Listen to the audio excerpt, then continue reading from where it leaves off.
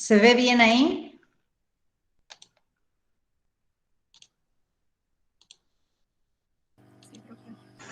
Sí, profe. ¿Sí? ¿Tiene un tamaño adecuado? Bueno, ¿se acuerdan que nosotros hemos planteado que en la macroevolución hay dos aspectos importantes que son el ritmo y el modo en el que ocurre la evolución? ¿Sí? Entonces, siguiendo esta idea, nosotros podemos presentar la postura de los equilibrios puntuados y del gradualismo filético considerando esos dos aspectos.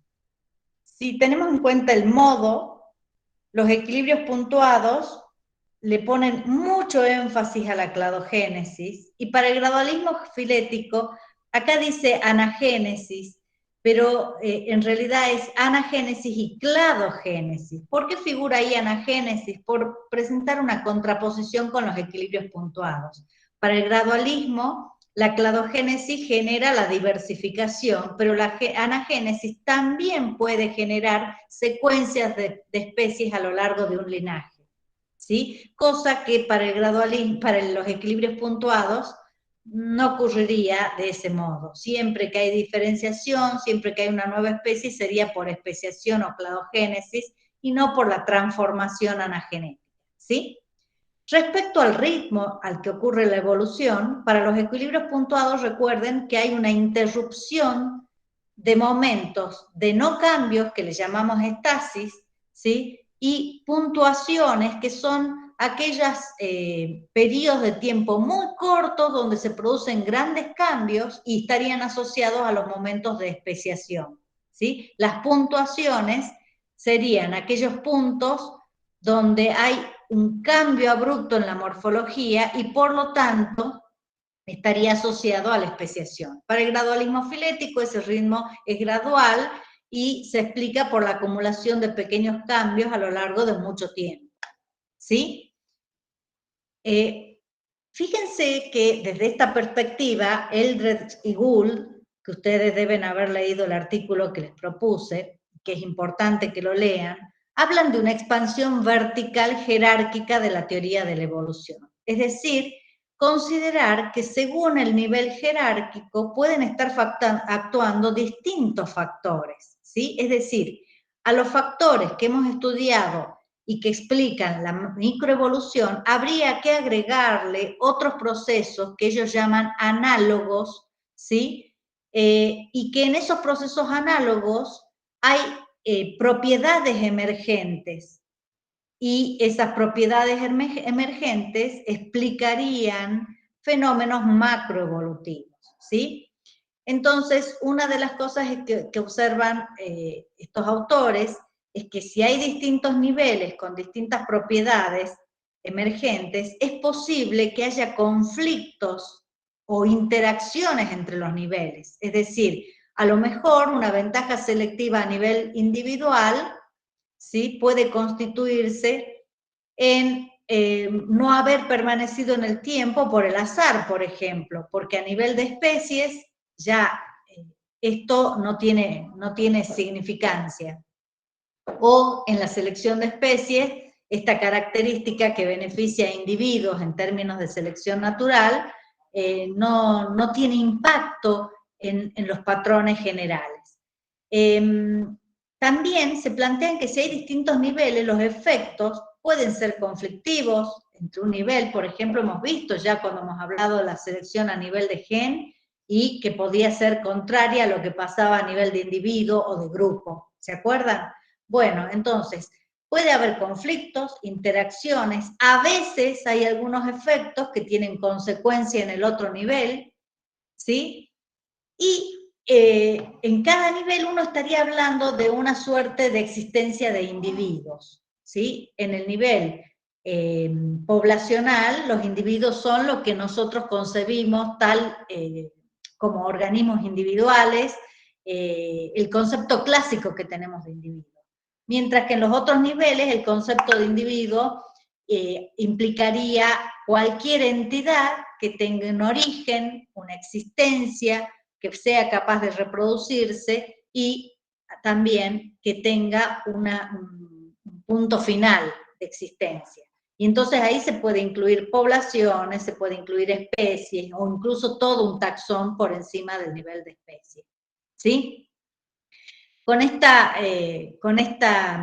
idea, ustedes recuerden, lo deben haber visto antes, el concepto de propiedad emergente adquiere una relevancia particular. Fíjense que una propiedad emergente es un rasgo que puede ser estructural, ¿sí?, que es específico de un nivel. Por ejemplo, cuando yo hablo de tasa de supervivencia, me estoy refiriendo al nivel poblacional, ¿sí? No puedo hablar de tasa de supervivencia en un individuo. El individuo muere o sobrevive. A nivel poblacional tengo una nueva característica, que es la tasa de supervivencia o la tasa de crecimiento poblacional, por ejemplo. Y a nivel de especie tengo otras propiedades, como por ejemplo plantear el aislamiento del acervo de genes respecto a otro grupo. ¿Se entiende? Entonces esas propiedades emergentes van a estar definiendo también factores evolutivos probablemente distintos a los que hemos mencionado. Y eso es lo que plantean Gould y Eldredge, ¿sí? Por ejemplo, el concepto de individuo lo hacen más extensivo, ¿sí? Entonces puede haber distintos tipos de individuos. En ecología muchas veces se discute el concepto de individuo en términos del hormiguero, por ejemplo, que un hormiguero puede ser visto como un individuo. Bueno, para Gould y Eldredge, de forma análoga, las especies pueden considerarse individuos, y esto ya lo hemos dicho varias veces, porque cada especie tiene un origen, una historia, puede reproducirse y dejar especies hijas, y tiene finalmente un punto en el que se pierde o se extingue, ¿sí? Entonces, con esas propiedades puede constituirse en un nivel de selección, ¿sí? Y así, Verba, por ejemplo, dice que hay que hacer una definición extendida del concepto de selección. Cuando nosotros pensamos en la selección natural, estamos hablando del individuo como unidad de selección. Pero ya hemos visto en microevolución que la selección puede actuar sobre distintos blancos, el gen, la población. Y Verba lo lleva más allá y habla de la selección de especies, ¿sí? Para que tengan idea, entre otros ejemplos de propiedades emergentes, la distribución de las especies, ¿sí? No depende de lo que hace cada individuo, sino que es un patrón que tiene que ver con características de la especie y de las poblaciones. O, por ejemplo, la estructura poblacional, el tamaño de la población, las proporciones de los distintos sexos, la estructura por edad, todas esas son propiedades emergentes que pueden, por ejemplo, a ese nivel definirse en la población, ¿sí? Cuando uno habla de las tasas de mutación o las tasas de recombinación, está también pensando en el nivel poblacional, ¿sí? Así, fíjense que esta idea de expandir jerárquicamente y horizontalmente la teoría de la evolución implica incorporar nuevos procesos. Entonces, por ejemplo, ellos plantean, a nivel genómico, las entidades que se replican son las secuencias. Hay secuencias autorreplicables, ¿sí? Que pueden sufrir selección. Ya hemos visto, por ejemplo, la selección con el gen como unidad. Hay variantes alélicas que pueden reproducirse a sí mismas más que otras variantes, ¿no es cierto? A nivel celular también pasa con eso. Las células serían los individuos replicadores y hay procesos selectivos. Eso está clarísimo, por ejemplo, a nivel de células inmunitarias, como unas pueden, en determinadas circunstancias, dejar más células descendientes que otras. ¿No es así? Por supuesto que este nivel celular, desde el punto evolutivo, cuando estamos hablando de organismos que se reproducen en forma sexual, no tiene valor, pero podría tener alguna incidencia si nosotros estamos hablando, por ejemplo, de organismos con reproducción asexual, o en aquellos casos donde las estructuras reproductoras sexuales se forman de linajes celulares que pueden haber sido modificados previamente durante la reproducción asexual, ¿sí? Imagínense ustedes que se forma una célula reproductora en la flor. Bueno, probablemente o no probablemente, en la formación de la flora ha habido células o linajes celulares que han formado ese meristemo. Entonces es probable que haya una variación somaclonal en esas células que luego tenga impacto en la formación de las células sexuales. ¿Se entiende? Entonces, si bien muchas veces a este nivel no lo tenemos en cuenta, ¿sí?, también podría tener algún impacto cuando las células sexuales puedan provenir de un linaje de células que se ha reproducido asexualmente, ¿sí? Tal vez en las plantas quede más claro esto, o en organismos con reproducción asexual. Bueno, a nivel poblacional tenemos clarísimo que son los organismos los que se replican, ¿sí?, dentro de esa población, y que allí es donde nosotros describimos nuestros factores evolutivos, selección, deriva y los otros, ¿sí? Sin embargo, por encima del nivel poblacional está la diversidad genética, y en este nivel las especies podrían ser los replicadores. Cada especie puede tener un tiempo diferencial de supervivencia respecto a otras especies hermanas o de otros grupos. Y también cada especie tiene no sé si mencioné la especiación de las especies, y tiene una reproducción diferencial. Es decir, cada especie se puede comportar como un individuo replicador, en tanto que ese individuo tiene un tiempo de vida y tiene también un potencial para generar especies hijas. Y con estas dos características, en términos relativos, se puede hablar de selección de especies, ¿sí? Esto está tomado de otro texto, y si bien no está acá, fíjense que podríamos poner el equivalente a la deriva, a este nivel, como la contingencia. No se usa la palabra deriva para mencionar el azar en este nivel, sino que se usa la palabra contingencia, ¿sí?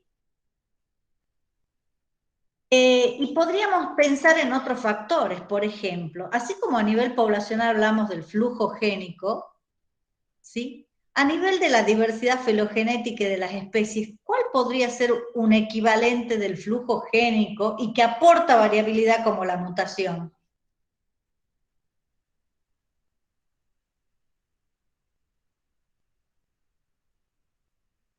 Hemos visto en la clase pasada algo de eso. A ver si pueden imaginarse. ¿Cómo a nivel de la diversidad genética puede haber algún factor que sea equivalente al flujo de genes, ¿sí?, que vemos a nivel poblacional, y que también está introduciendo variabilidad como lo hace la mutación? La introgresión, profe. Bien, la hibridación que puede terminar en una nueva especie o que puede terminar en introgresión. Muy bien. Fíjense que el flujo génico cada vez, la hibridación se está viendo desde otra perspectiva. Y algo más, piensen ustedes cómo ha habido hay grandes momentos en la historia de la vida que han estado marcados por una incorporación de variación desde un mecanismo distinto a la mutación y a la hibridación. Bueno, deben todos tener presente. ¿Reversión, profe? ¿Perdón? Reversión. Reversión. Bueno, el concepto de reversión, déjenme que lo veamos después un ratito, pero la idea de reversión nunca es completa, ¿no? Puede ser una reversión morfológica, pero no necesariamente atañe a los mismos genes, ni es exactamente igual. Pero yo no estoy planteando volver a morfológicamente atrás con las mismas características. Digo, ¿cómo en esa diversidad de especies se puede incorporar más variación? Ya hemos visto la hibridación, hemos mencionado recién, sería un equivalente. Otra posibilidad son los transposones. Ustedes piensen que a nivel de especies ya se conocen muchos mecanismos, sobre todo los retrotransposones. Después van a ver algún trabajo sobre eso, a lo mejor en la clase de hoy puedo llegar, que han permitido la incorporación de genes provenientes desde otras especies. Fundamentalmente son los virus los que llevan de un lugar a otro genes distintos, ¿sí? Entre las bacterias está la transferencia horizontal también. ¿Han oído hablar de la transferencia horizontal? Sí, profe. Bien, acuérdense que consiste justamente en que las bacterias a veces pueden intercambiar material genético o muchas veces el material genético liberado en el ambiente puede ser incorporado por las bacterias, ¿sí? Así que fíjense que hay muchos mecanismos análogos, y esto es entre especies. Ya hemos visto hibridación, hemos visto que eso puede terminar en introgresión, hemos visto entonces también los retrotransposones, que son los virus capaces de transportar genes desde unas especies a otras, hemos visto la transferencia horizontal, algunos a la retrotransposición la incluyen dentro de la transferencia horizontal. Y yo le agregaría la simbiosis, ¿sí? Ustedes están familiarizados con la simbiosis en términos evolutivos, no ecológicos, sino evolutivos, cuando hablamos del origen de la célula eucarionte, ¿sí? Ya no hay dudas de que la célula eucariota debe su estructura a la simbiosis entre otras formas más sencillas, ¿no es así? Y entonces, fíjense que la simbiosis podría ser un factor, visto desde esta perspectiva, que esté asociada a la evolución. Ahora, también es posible que la simbiosis luego, en un grupo, no implica que luego, en el nivel poblacional, los resultados de la simbiosis no estén sujetos a selección y deriva, ¿se entiende? Y esto muestra cómo los efectos pueden impactar en otros niveles, hacia arriba o hacia abajo. ¿Sí? ¿Me explico bien? Entonces, por ejemplo, si hay simbiosis, se genera una morfología o incluso una ruta metabólica a lo mejor distinta. Eso forma parte de la diversidad filogenética, pero luego los organismos resultantes de esa simbiosis pueden estar sometidos a un proceso de selección y de deriva, con lo cual a lo mejor se pule, podríamos decir, o se mejora la eficacia de los productos simbiontes. ¿No es así? Así que esta idea de Gould y de Elders de expandir la teoría de la evolución implica pensar que en distintos niveles puede haber nuevas propiedades emergentes y por lo tanto procesos análogos, ¿sí? Y estos procesos además no es que son específicos del nivel, pero tienen impacto en los otros niveles, ¿sí?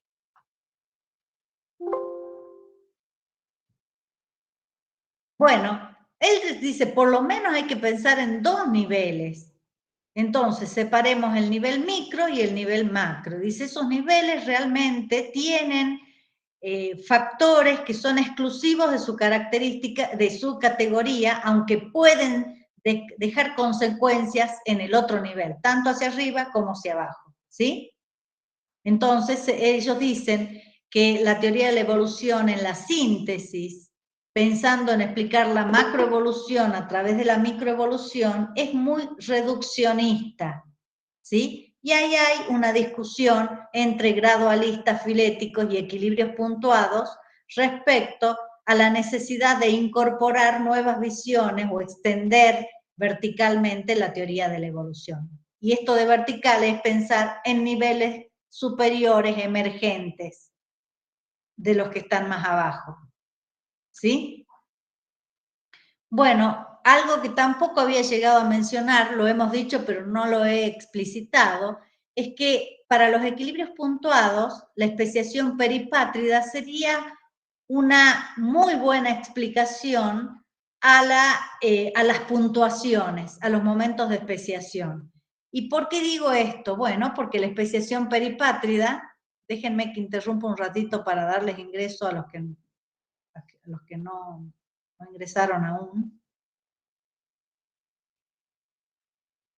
Porque la especiación peripátrida, decíamos, al actuar sobre poblaciones pequeñas y periféricas, la deriva es el principal factor, no la selección. Fíjense que ellos cuestionan mucho darle tanta importancia a la selección. No la quieren excluir, no dicen que no haya selección, dicen que hay muchos caracteres o muchos rasgos que observamos en los distintos niveles que no pueden ser explicados por selección, ¿sí? Entonces, la especiación peripátrida, ¿sí?, podría ocurrir de forma rápida, ya hemos visto, la selección no sería el factor principal. Y lo que dicen ellos es, si una especie se forma de esta forma, de este modo, es probable que no tengamos evidencias de esta historia en el registro fósil porque es pequeña y fue rápido. ¿Cuándo vamos a tener evidencia de la existencia de esta nueva especie? Y bueno, cuando incremente su tamaño poblacional y probablemente desplace a la especie anterior. Entonces, de esa forma se puede explicar las puntuaciones.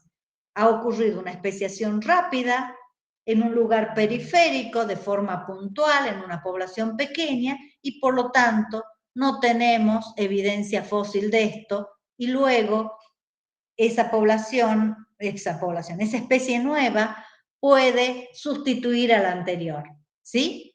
Así explican por qué no necesariamente hay una transición en el registro fósil y además agregan que el azar es importante en estas circunstancias y que no necesariamente las especies surgen como una consecuencia de la adaptación, ¿sí?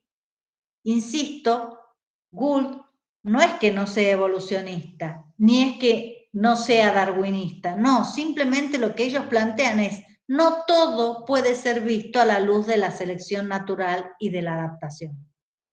¿Sí? Para que tengan una idea, fíjense que acá se ven los pulsos de recambio de las especies. ¿Sí? Cada línea está mostrando una puntuación, podríamos decir, ¿ven? En los distintos linajes hay momentos donde ha habido puntuaciones y hay otros momentos que parece haber una estabilidad. Esa estabilidad, los equilibrios puntuados la llaman estasis.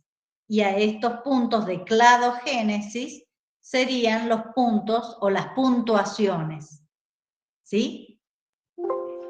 Entonces, una pregunta importante aquí, perdón, antes de ir a eso, es pensar cómo hay distintas situaciones donde el recambio, estos puntos donde uno ve que en un estrato difiere del que le sigue, ¿sí?, está asociado a especiación, también a extinción, acá se ven, ¿sí?, y también a migración, es decir, en una determinada área geográfica es posible que aparezcan unas especies antes no reconocidas porque provienen desde otros lugares, ¿sí?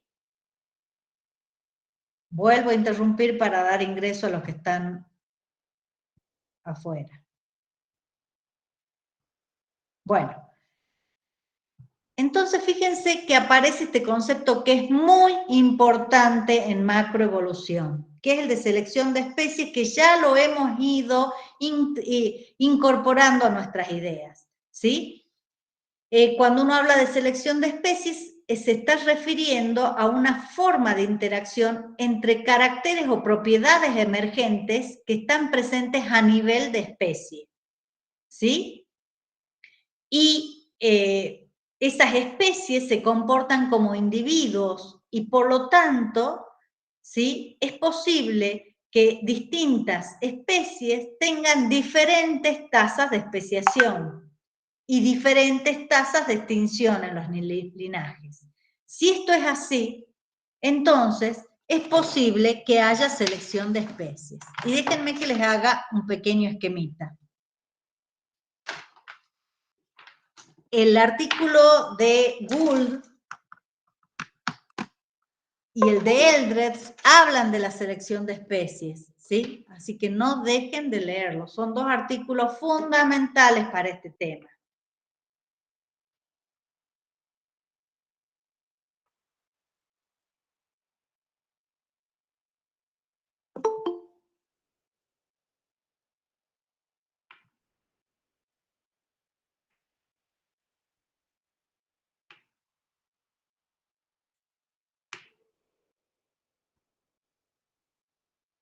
Bueno, voy a tratar de exponerles en qué consiste la selección de especies. Supónganse que yo tengo un determinado linaje, ¿sí? Y en ese linaje vamos a partir de la existencia de estas dos especies, ¿sí? Imagínense que en esta especie los individuos son de tamaño más grande y en estas son de tamaño más pequeño, ¿sí? Resulta que esta especie tiene una tasa de especiación más grande, este linaje, todo el linaje, no solamente esta especie, ¿sí? Mientras que esta no ha tenido especiaciones. Y finalmente, ¿puede extinguirse o no? Si yo miro en términos de supervivencia, estas especies tuvieron poca supervivencia. Sin embargo, la tasa de reproducción fue importante, es mayor que esta. Desde el punto de vista del linaje, los caracteres que sean arrastrados por este grupo van a ser los que dominen en todo este grupo. ¿No es así? Al final yo voy a tener, supónganse que no se extinguió, tengo esta, bueno, la hice más chiquita. Este linaje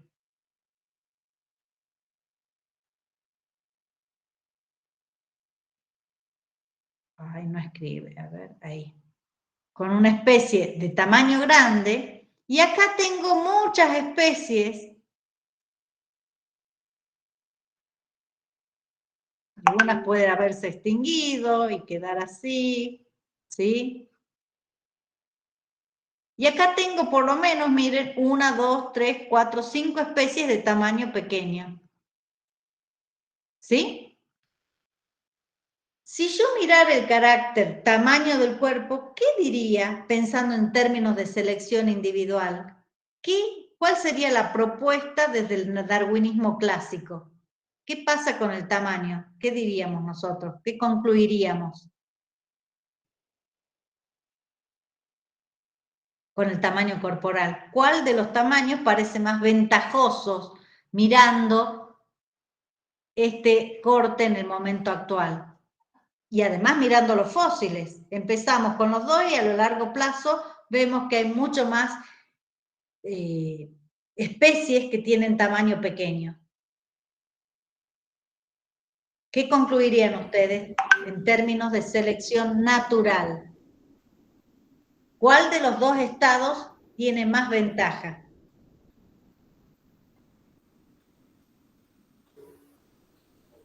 Y en ese caso, profe, se podría pensar de que el estado de la izquierda es el que tendría más ventaja porque es el que perduró en el tiempo. ¿El de la izquierda vos decís este? Sí. Estos también perduraron, ¿no? Estoy haciendo el corte en el momento actual y estoy diciendo que acá tengo 5 especies de tamaño pequeño y una de tamaño grande. Yo diría que los chiquitos, porque tienen más variabilidad, más chances de sobrevivir en caso de que haya algún cambio. Fíjense que son todas especies distintas, ¿no? Yo pensaría en términos de selección natural, el tamaño pequeño se ve que tiene alguna ventaja, porque el tamaño pequeño está mucho más representado que el tamaño grande. ¿Están de acuerdo? Sí. Esa sería la visión desde la selección natural. ¿Qué diría Gould? Gould diría, el tamaño ha sido arrastrado aquí, no tiene nada que ver con la selección natural. Tengo muchas especies de tamaño pequeño porque esta ancestral y sus derivadas son más especiogénicas. ¿Y por qué dan más especies hijas? No porque tengan tamaño pequeño, tamaño corporal pequeño, dan más especies hijas porque esta, por ejemplo, es una especie que tiene una amplia distribución pero de pequeñas poblaciones aisladas. Mientras que esta es una especie que forma grandes poblaciones donde no hay aislamiento. Por lo tanto, acá es mucho más fácil la especiación. Entonces, que esté sobre representado el tamaño pequeño en la actualidad no es porque tenga una ventaja el tamaño pequeño, es por una selección de especies. la especie pequeña, ¿sí? No por pequeña, sino por otras características, dio lugar a más especies hijas que arrastran ese carácter de su estado ancestral. ¿Se entiende? Entonces, la selección de especies es eso, es poder ver que las especies se comportan como individuos y estos individuos tienen una longevidad distinta y una reproducción diferencial. La longevidad la puedo ver como las tasas de extinción. Imagínense que este hubiera generado alguna especiación, pero se extinguió acá. ¿Sí? Y eso es la supervivencia diferencial, sería el equivalente. Y el equivalente a la reproducción diferencial sería la tasa de especiación. Este linaje tiene una tasa de especiación mayor que este otro. Y finalmente yo veo sobre representada esa característica simplemente como una consecuencia indirecta de que el linaje tuvo una mayor tasa de especiación. ¿Se entiende? Sí, entonces, ahí está su crítica a la idea de selección natural. Muchas características pueden explicarse por selección natural, pero no todas las características necesariamente dominantes se explican por selección natural, pueden explicarse por selección de especies. Y la selección de especies no tiene que ver con la adaptación, ¿sí? No produce adaptación.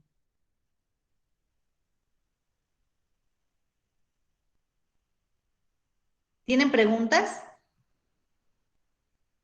Bueno, fíjense que en ese trabajo de Gould y Eldredge, que dio el nacimiento a los equilibrios puntuados, aparece entonces la importancia de concebir a las especies como una entidad real. ¿Se acuerdan que cuando vimos en el comienzo de esta parte de la asignatura la cuestión epistemológica de la especie, discutimos la realidad de la especie y yo les dije que había distintas formas de esencialismo o realidad? Una era la de Aristóteles, otra la de Gould, la de Dobzhansky y Meyer, que plantean la existencia real a través del aislamiento reproductivo, y les dije que había una tercera visión que veía a las especies como existencia real porque tenían el comportamiento de entidades individuales, es decir, con un origen o nacimiento, la posibilidad de supervivencia durante un tiempo y reproducción, y luego su muerte, ¿sí? Que todos estos eventos pueden ser identificables en el registro fósil y por lo tanto las especies tienen un estatus real, ¿sí? Bueno, lo que yo les dibujé del lado derecho está representado aquí, ¿sí? Mostrando cómo puede haber un sesgo en la especiación, un sesgo en las longevidades, ¿sí? Y también en la dirección. Cuando yo hablo de la dirección, los caracteres que estén, que se hayan conservado ancestro descendiente en este linaje, van a aparecer como que la evolución los direccionó hacia ese cambio. Y lo que plantean Gould y Eldredge, esa dirección puede haber sido tomada casi como una consecuencia indirecta de la selección de especies, ¿sí? Miren el ejemplo del tamaño grande y el pequeño. Bueno, Gould y Eldredge agregan algo más. Imagínense que el cambio ambiental ya sabemos que es importante, ¿sí? Para la evolución. Entonces ellos plantean, imagínense que en el eje vertical estamos mostrando el paso del tiempo y que con ese paso del tiempo hay un cambio en el clima. ¿Lo ven? Acá abajo lo que se plantean son distintas circunstancias. Fíjense, tenemos una especie que ante el cambio ambiental no permanece alterada. Entonces diríamos que esa especie persiste luego en el tiempo y que hay una estasis su morfología no ha cambiado, ¿lo ven? En A. En el punto B, el cambio drástico climático en este punto intermedio lo que puede haber producido es una fragmentación de la especie. Profe, Sí, ahí Andrea me dijo que si la puede dejar entrar a la clase. bueno, a ver, esperen un segundito. ¿Sí? Entonces les decía yo que esta fragmentación del hábitat lleva a fragmentar a la especie, pero esta puede recuperarse y entonces en el registro fósil, a lo mejor yo veo acá reducción en la cantidad de fósiles y después vuelvo a ver la misma especie representada en los estratos superiores, sin cambios. Esto quiere decir, sin estasis, la especie persistió al cambio climático. ¿Sí? Hay otra situación donde la misma especie persiste al cambio climático. Fíjense, la situación del cambio climático, por dar un ejemplo, es un cambio ambiental, yo lo estoy asociando al clima, puede ser otra clase de cambio, que no sea climático, ¿sí? Fragmenta la población y probablemente a nivel marginal haya diferenciación. Imagínense, acá hay una barrera geográfica. Entonces es posible que haya comenzado una diferenciación, pero que luego las condiciones se estabilizan, estas poblaciones crecen y vuelven a unirse y hay alguna diferenciación local, pero no hay especiación. Entonces yo tengo que la especie tiene ecotipos, por ejemplo. ¿No es así? Pueden ser ecotipos o subespecies geográficas. ¿Sí? En cualquiera de estos casos, en el registro fósil, yo no voy a ver grandes cambios morfológicos. ¿Sí? Y además persiste el estado ancestral. Hay una cuarta situación donde el cambio climático lleva a que paulatinamente se reduzca las poblaciones y finalmente desaparece. Y ahí tenemos la extinción de una especie. Las otras tres situaciones están asociadas a especiación, ¿sí? Fíjense que en el estado ancestral, ante el cambio de vuelta, hay una fragmentación en todas las poblaciones, y lo que ocurre acá es que una de las poblaciones periféricas especia, da origen a una nueva especie, las otras poblaciones desaparecen, las parecidas al estado ancestral, y esta, ¿sí?, adquiere tal vez adaptaciones a través del incremento en la población, nuevas mutaciones y selección, y finalmente reemplaza a la especie anterior. Y acá tenemos una especie sustituyendo a otra, ¿sí? Este periodo de formación de la especie probablemente no quede registrado entre los fósiles. ¿Qué especiación sería esta? ¿Qué modelo de especiación?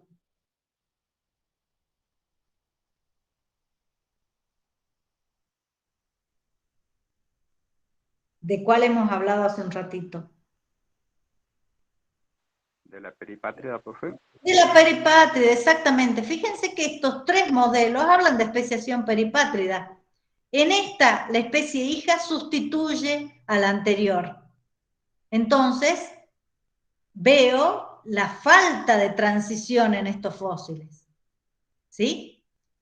En este otro caso, hay una especie nueva, pero la especie anterior no se extinguió y por lo tanto yo puedo tener especies derivadas del estado anterior, pero que conviven en el tiempo. Y en el último caso, fíjense, se formó más de una especie hija, pero ya no está la anterior. ¿Sí? Entonces, fíjense que hay una gama de posibilidades que puedan ocurrir ante el cambio ambiental. ¿Sí? Así que todas estas puntos de especiación o cladogénesis los hemos asociado a las puntuaciones, ¿sí? Pero hemos visto que puede haber un largo periodo del tiempo sin cambio, que lo llamamos estasis. ¿Qué es la estasis? La estabilidad morfológica. Que haya estabilidad morfológica no quiere decir que no pueda haber cambios microevolutivos. Perfectamente puede haber cambios a nivel microevolutivo sin que esto se exprese en la morfología. ¿Sí? Ahora, lo que dicen Gould y Eldredge es cómo explicar esa estasis. Ellos dicen, si el ambiente está todo el tiempo cambiando, ¿cómo es posible que haya largos periodos de tiempo donde las especies no cambian? Una posibilidad que utilizarían los gradualistas para explicar la estasis es la acción de la selección normalizadora o estabilizadora. Lo que dicen Gould y Eldredge es que no alcanza con esta forma de selección, ¿sí? Porque esta selección requiere de que el ambiente sea estable. Y ellos dicen, a veces el ambiente está cambiando y no vemos que las especies cambian. Entonces ellos plantean que hay otras explicaciones. Las otras explicaciones son, por un lado, lo que se llama selección canalizadora. Ya la vamos a ver. Y es la posibilidad de que el fenotipo quede canalizado, encauzado dentro de un límite, de un conjunto limitado de fenotipos posibles, ¿sí? Y la otra explicación es que hay restricciones estructurales, es decir, con los genotipos con los genes que tenemos, no todos los fenotipos son posibles. Y entonces, los mismos genotipos o distintos genotipos a lo largo del tiempo pueden expresar el mismo fenotipo, ¿sí?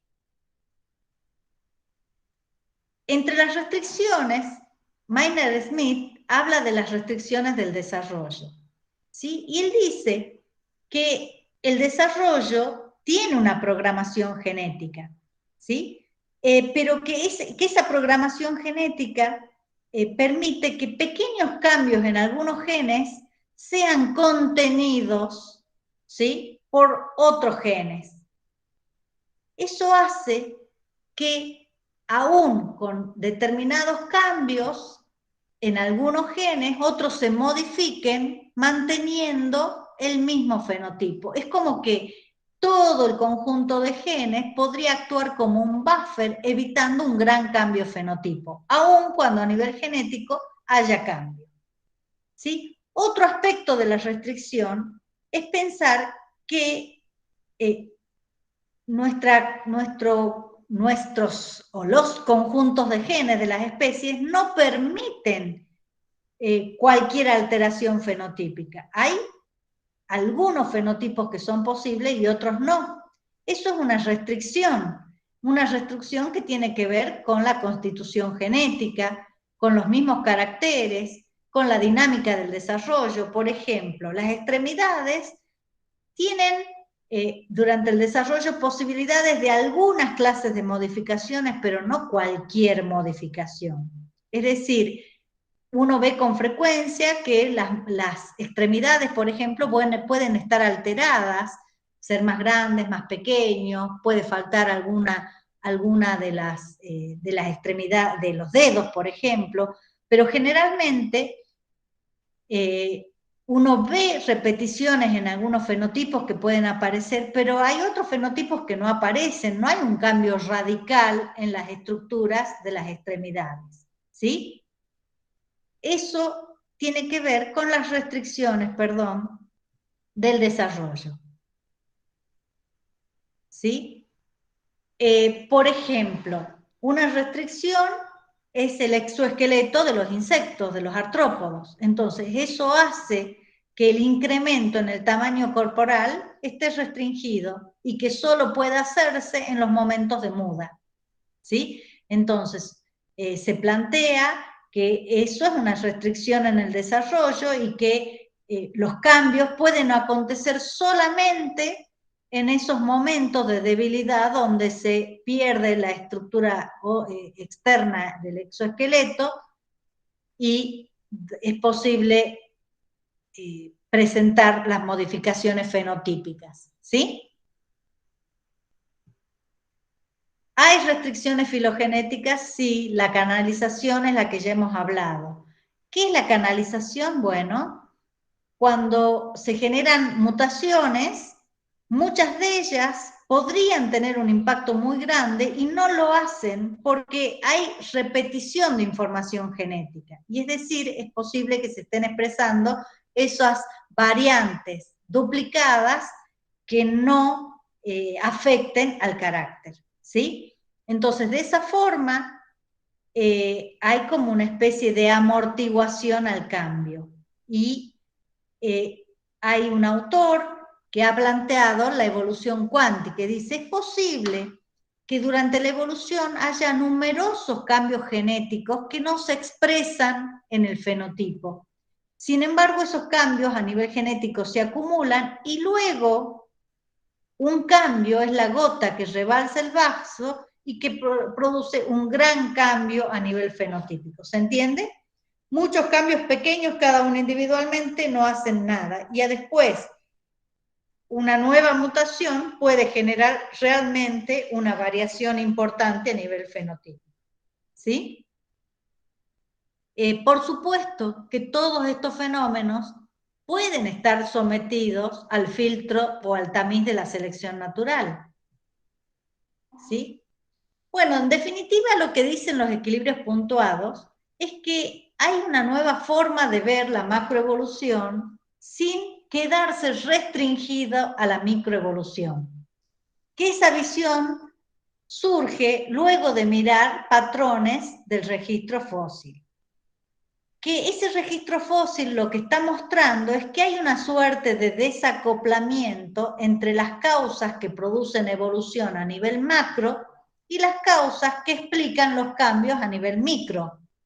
Y en este punto la especiación es importante. Habrá especiaciones que se expliquen como acumulaciones de cambios microevolutivos y habrá especiaciones que estén involucrando cambios macro. ¿Sí? Que de la discusión en la actualidad no es si lo que dicen los equilibrios puntuados o el gradualismo filético excluya la otra hipótesis. Lo que estamos planteando en la actualidad es encontrar si hay algún patrón que sea predominante, que sea más importante que el otro, en términos de explicar la diversidad biológica. ¿Sí? Creo que es importante tener en cuenta esto de las propiedades de los nuevos niveles, de las propiedades emergentes, y que eso, según ellos, debe ser incorporado más formalmente a la teoría sintética. ¿Sí? La teoría sintética, recuerden, es la síntesis de los años 40, donde la macroevolución sigue siendo explicada a través de la microevolución. Dicen, bueno, necesitamos formalizar estas nuevas visiones. ¿Sí?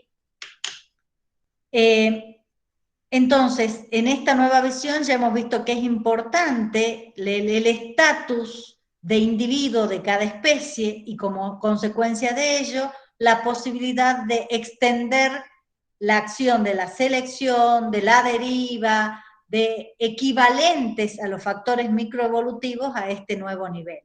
¿Sí? Yo les he mencionado la selección de especies, la contingencia como equivalente de la deriva, es decir, el azar. Hay algunas especies que tuvieron la suerte de permanecer y solo suerte de no haber participado de una extinción en masa.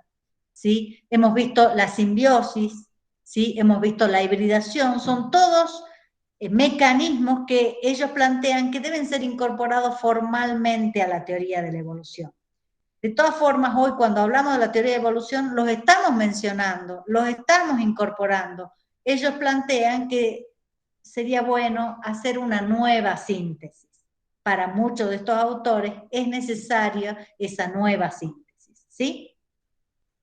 Bueno, de todas formas, este concepto de selección de especies es atractivo, pero es difícil de poner a prueba como hipótesis. Es decir, es difícil de demostrar que existe selección de especies. Uno ve esos sesgos, pero ¿cómo saber si es la selección natural la que produce la ventaja en estas especies hijas o es simplemente esas especiaciones que no están asociadas al carácter en cuestión?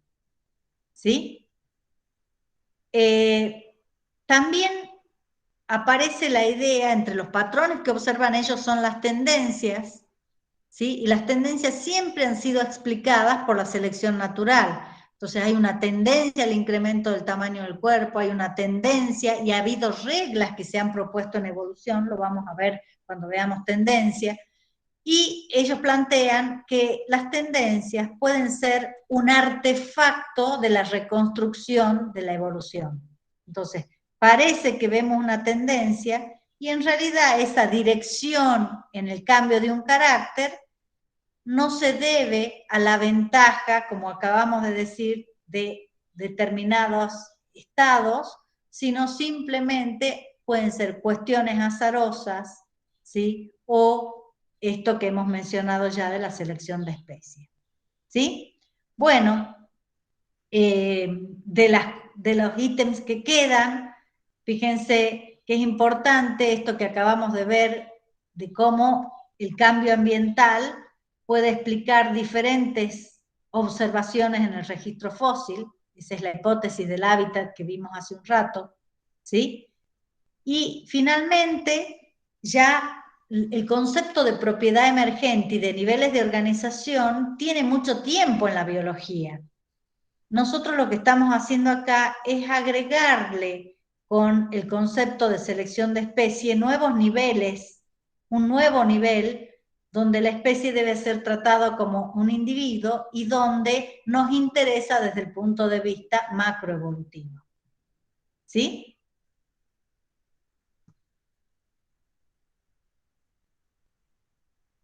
No sé si tienen preguntas para este tema en particular.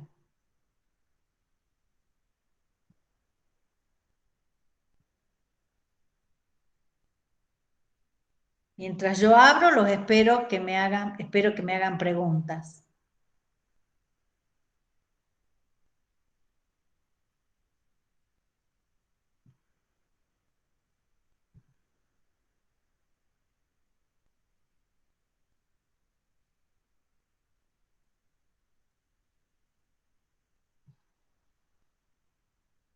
¿Tienen dudas, chicos? Todo esto que les acabo de contar está en los artículos de Eldredge y el de Gould, que yo les puse como de lectura obligatoria hace un tiempo. Ahora agregué otros además. ¿Sí? Sí, No pero lo van a encontrar en los libros probablemente con tanto detalle como está en esos artículos. Justo se me superpuse a alguien que estaba hablando. No sé qué era lo que estaban diciendo.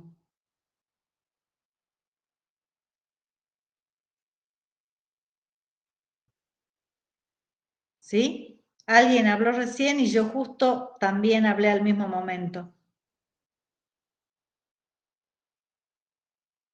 Bueno, sigo entonces. Vamos a ver entonces las novedades evolutivas.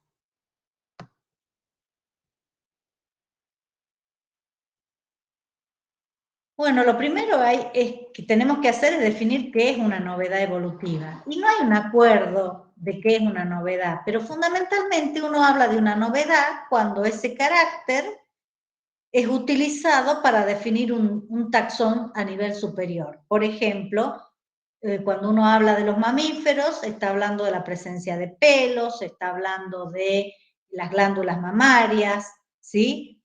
Y dependiendo el tipo de mamífero, si es placentario, si es euterio, si es metaterio, bueno, según cuál sea el tipo de mamífero, habrá otras características que sean importantes para definir el taxón.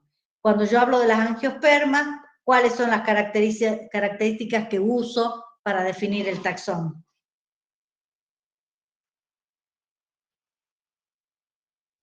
Las angiospermas, ¿quiénes son? Las plantas con flores. Las plantas con flores, pero bueno, las gimnospermas también Semillas podemos hablar también. de flores, ¿no? Más que flores, ¿qué es lo que importa? el fruto. El fruto, exactamente, es decir, las estructuras de esas flores son más complejas y por lo tanto nosotros vemos la producción de fruto protegiendo a la semilla, ¿no es así? Entonces fíjense que ahí nosotros estamos usando para caracterizar a este taxón la presencia del fruto protegiendo a la semilla y no la presencia de semillas desnudas, como aparecen en las gimnospermas, ¿no es así? Si yo hablara de los insectos, ¿sí? ¿Cuál sería el carácter que está definiendo al grupo? El esqueleto quitinoso y la presencia de 3 sectores, digamos, cabeza, tórax y abdomen. ¿Eso sería para los insectos o para los artrópodos en general? Eso No, sería para para los insectos. artrópodos. Eso es para los Pero artrópodos. en artrópodos incluye, por ejemplo, a los arácnidos, que solo dividen el cuerpo en 2 partes, prosoma y opistosoma. Sí, bueno, Tiene estamos 3 hablando de las partes. 3 partes, tenés razón, pero yo me quedé pensando en la estructura externa de ese exoesqueleto, ¿sí? Ujú. Cuando uno habla de los artrópodos, habla de esas estructuras articuladas que pueden ser divididas en 2 o más partes, ¿no es cierto? Y algunas de ellas repetitivas, esos segmentos, y además la posibilidad de que haya estructuras pares articuladas, ¿no es así? Bueno, y así para cada grupo nosotros tenemos rasgos que los llamamos diagnósticos, ¿no es así?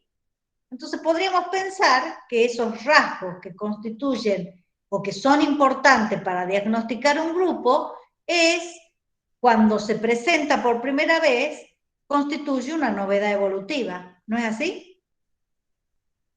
Entonces, a mí, dependiendo del grupo en el que esté hablando, la presencia de extremidades articuladas es una novedad evolutiva a nivel de un taxón.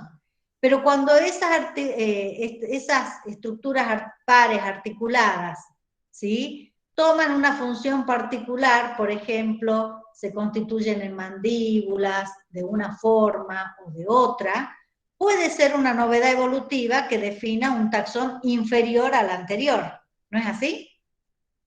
Por ejemplo, cuando yo hablo de los lepidópteros, la presencia de alas es típica de los insectos, de la mayoría de los insectos, sacando los ápteros, ¿no es así?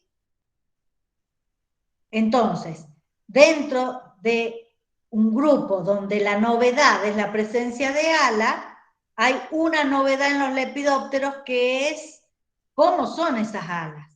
¿Qué tienen de particular esas alas en los lepidópteros?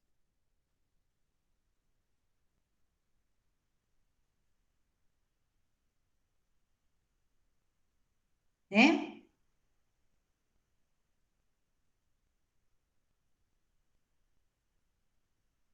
¿Qué quiere decir lepido? Si estuviera acá el profe Corronca se muere. ¿O me equivoco?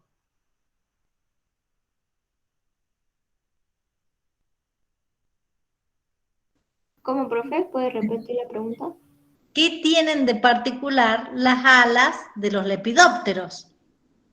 Todos los insectos dentro del grupo de los que tienen alas, sacando a los apterigotas, así era, ¿no? Estoy tratando de acordarme mi taxonomía de hace 30 años atrás, ¿sí? Hay algunas cosas que no han cambiado tanto.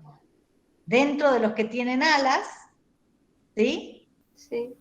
tenemos distintos grupos, donde justamente parte de la clasificación tiene que ver con, o en clasificación en orden o en familia, tienen que ver con características particulares de esas alas, ¿no es así? Sí. Entonces, por ejemplo, si yo hablo de coleópteros, estoy enseguida pensando en alas particulares, convertidas en élitros, ¿no es así? Sí, que Bien, tienen 2 Estefanía, en los lepidópteros, lepido quiere decir escamas. La particularidad es que las alas tienen unas escamas, son escamosas, tienen pequeñas escamitas, ¿no es así? Que cubren la estructura básica. ¿Sí? Sí, yo lo que me estaba acordando ahora era de que el profe en Corronca en las clases decía que en el grupo artrópoda eran como 7 novedades evolutivas y que aparecen todas al mismo tiempo, En el en el grupo. mismo momento. Sí. Ajá. Es interesante para que lo tengamos en cuenta para la radiación. ¿Y cuáles son esas novedades? Ah, no me acuerdo tanto. A ver, Pero ¿quién- sí, el hay alguien que esté exoesqueleto, haciendo, ya debe estar la finalizando la mesomería. materia. ¿Cuáles ¿Cómo? son? ¿Cuáles son? A ver, alguna. Una ya mencionaste, en el grupo artrópodo uno es el exoesqueleto, ¿no es cierto? Sí. ¿Qué otra puede ser?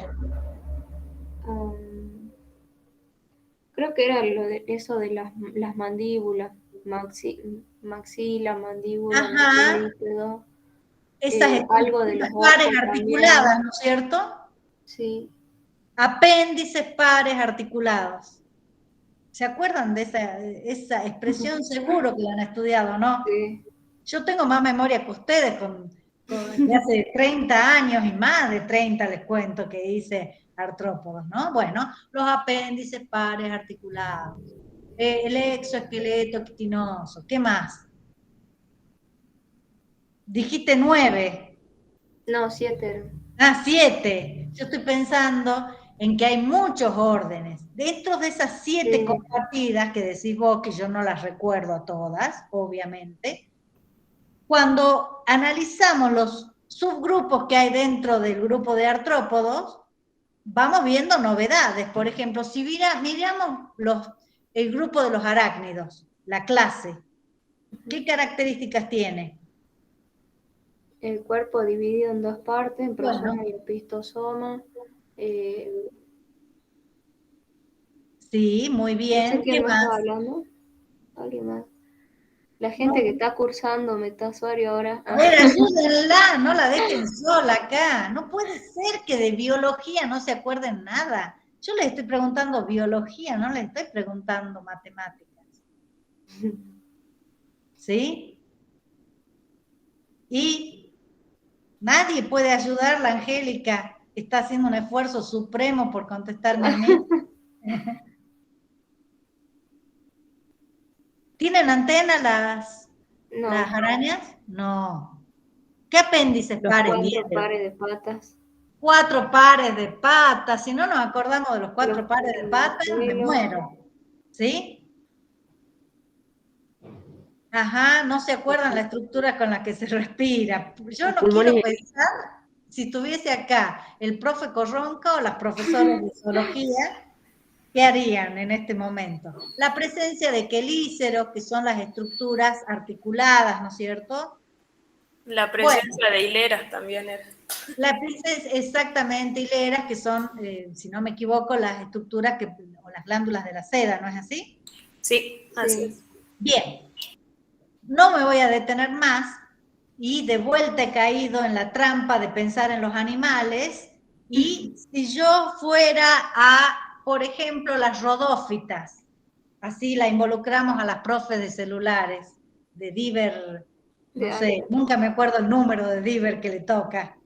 ¿Qué dirían ustedes? ¿Qué es lo característico de ese grupo?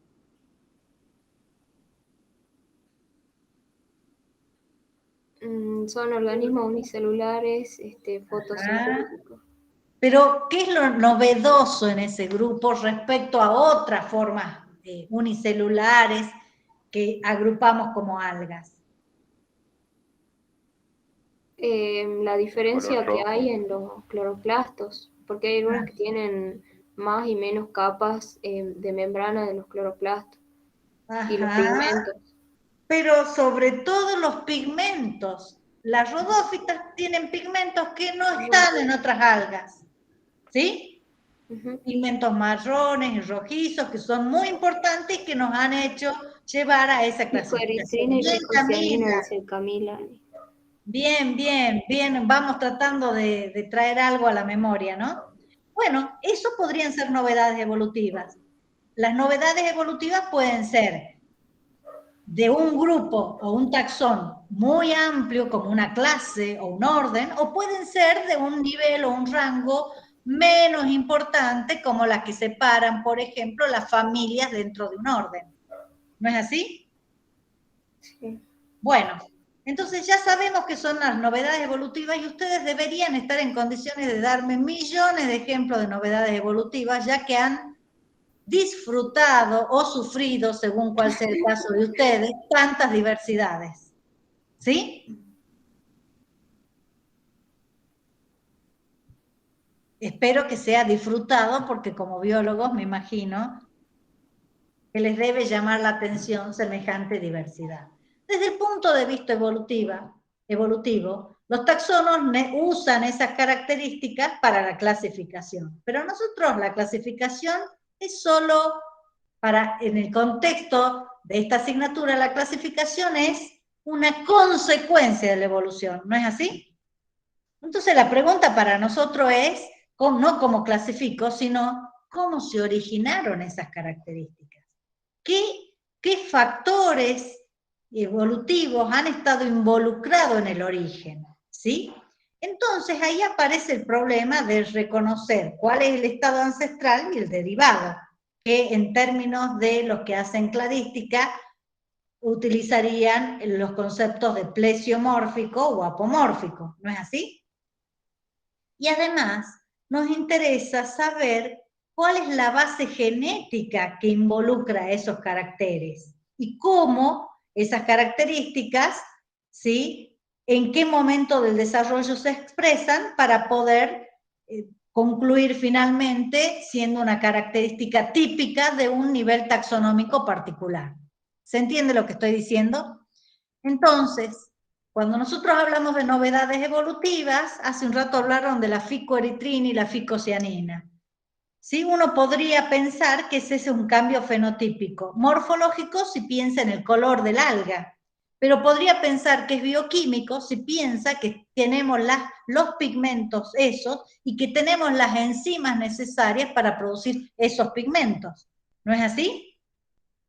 Pero también, y en otros grupos, ese ejemplo que elegí tal vez no sirva, podemos llevarlo a cambios comportamentales. Por ejemplo, cuando yo hablo del orden carnívora, estoy pensando en que hay ciertas estructuras anatómicas, dientes, musculatura, pero también hay comportamientos asociados a esa forma de alimentación. ¿No es así?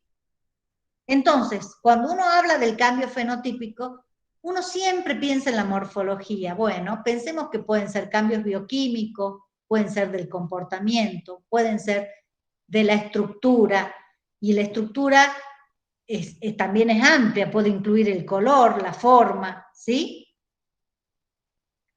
Entre los cambios bioquímicos, para darle ejemplos, las novedades pueden surgir porque hay un cambio en la secuencia de aminoácidos. Pensemos, por ejemplo, la presencia de hemoglobina. ¿Quiénes tienen hemoglobina?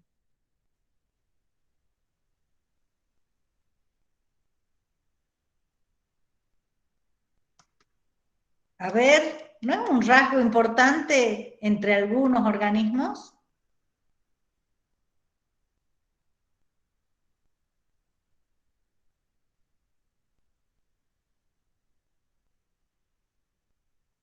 Cuando yo les haga preguntas si tienen posibilidad, yo sé que no siempre se puede, googleen y me dejan feliz a mí un ratito, me contestan haciéndome creer que se acordaron. ¿Quiénes tienen hemoglobina?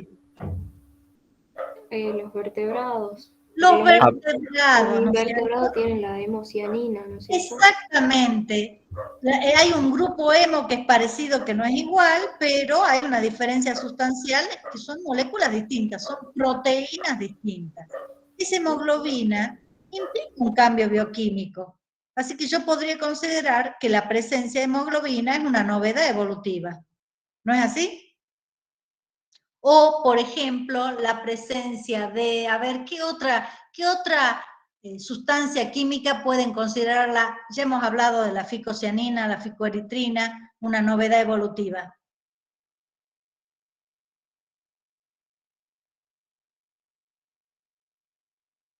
Si no me equivoco, a ver si me ayudan ustedes, creo que hay hemoglobina presente en las cacerolas, las cacerolas le llaman, no me acuerdo ahora el nombre completo. Cangrejos. Los cangrejos.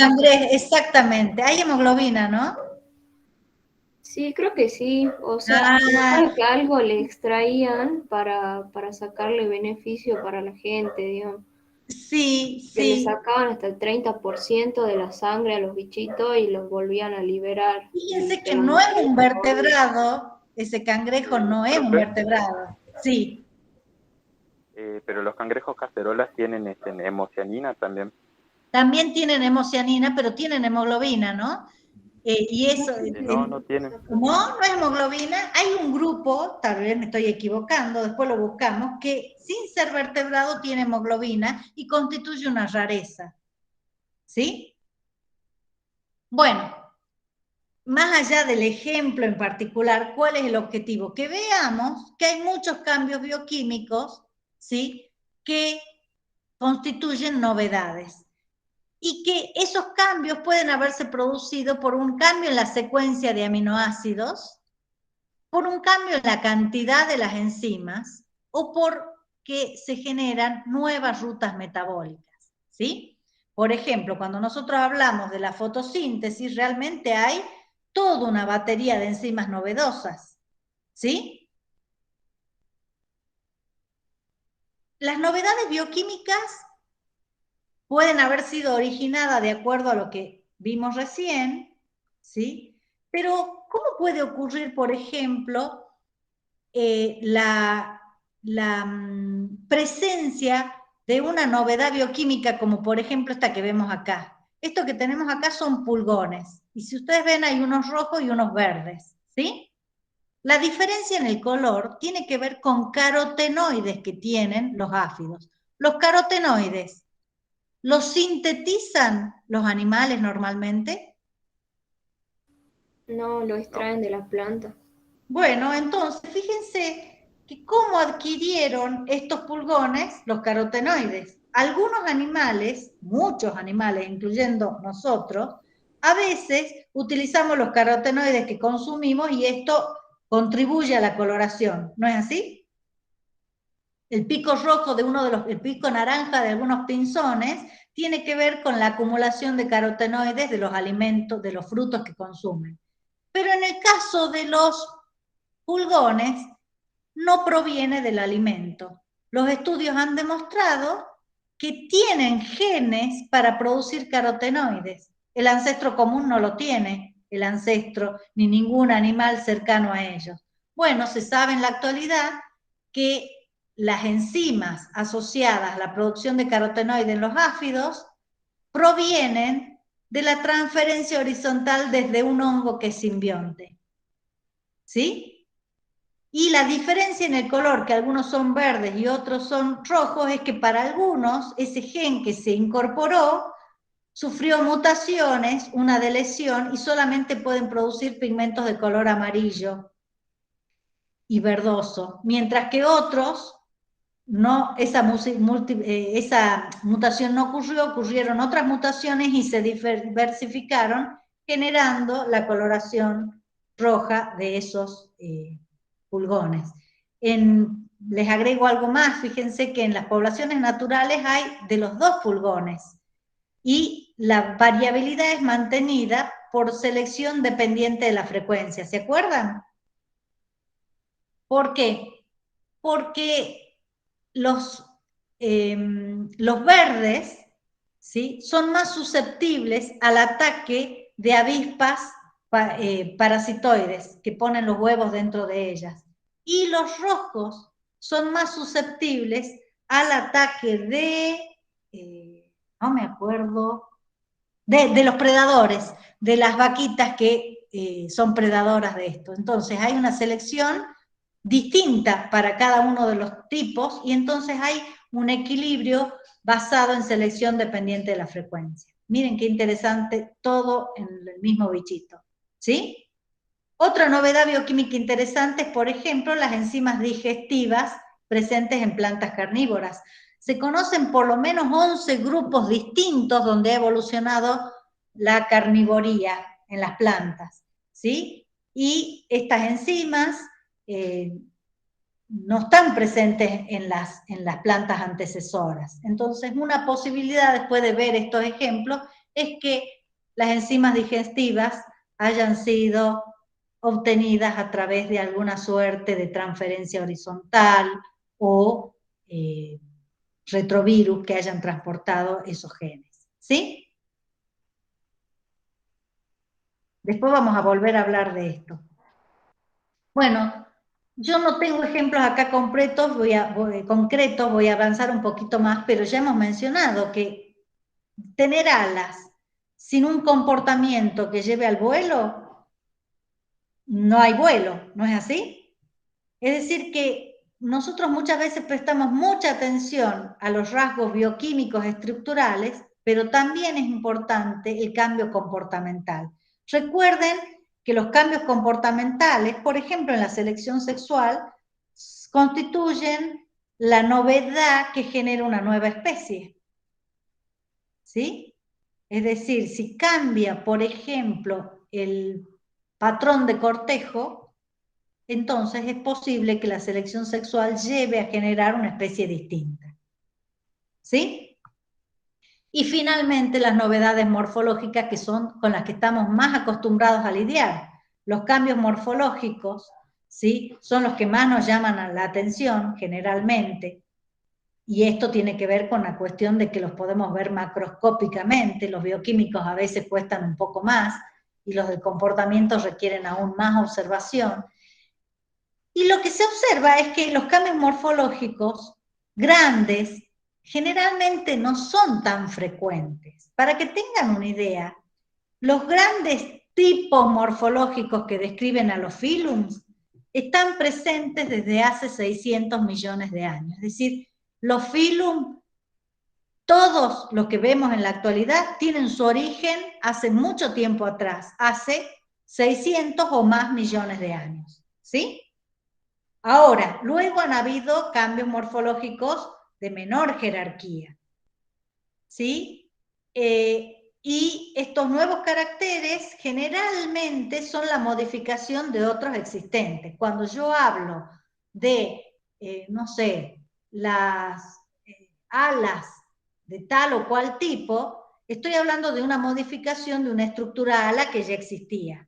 ¿No es así? En el caso de los insectos. Entonces, la pregunta es, ¿cómo van ocurriendo esas transformaciones? Bueno, hay distintas hipótesis. Primero, puede haber un incremento o disminución del tamaño de la estructura, ¿sí? También puede haber la pérdida de la estructura. En algunos casos hay duplicación de estructuras o multiplicación, que es el caso de los segmentos corporales. Y a veces esta duplicación serial de estructuras puede conservar la función, como se puede ver acá, muchas patitas, o pueden cambiar la función, y entonces algunas de esos segmentos y esas extremidades, esos apéndices asociados a los segmentos, adquieren nuevas funciones, como por ejemplo, ser el lugar para acumular los huevos, a ver alguna otra función de las extremidades pares de los artrópodos.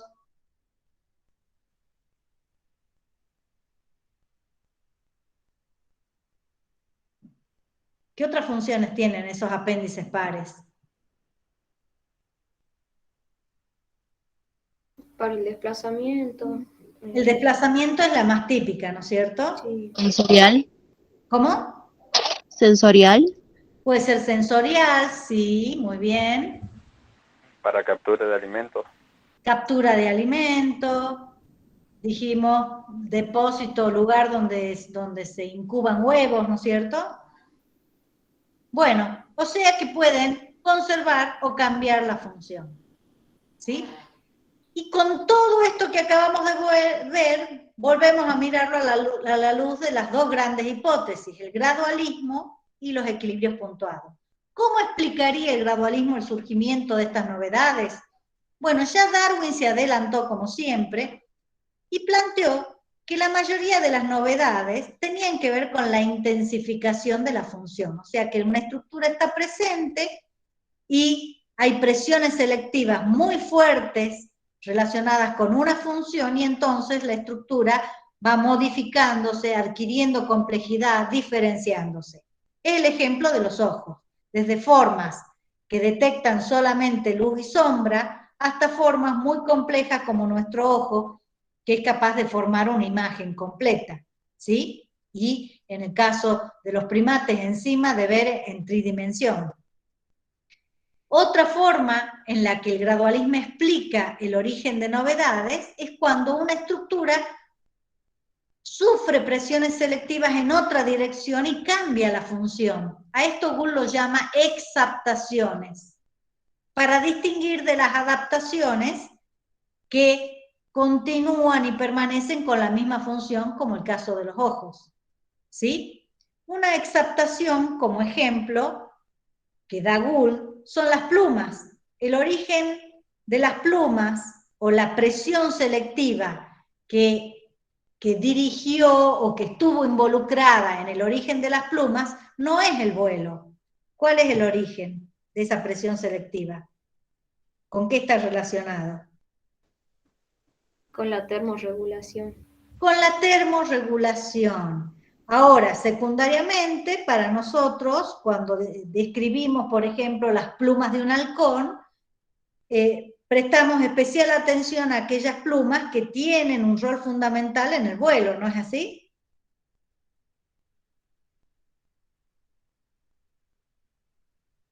Y entonces nosotros muchas veces directamente decimos que las plumas son una adaptación al vuelo en las aves.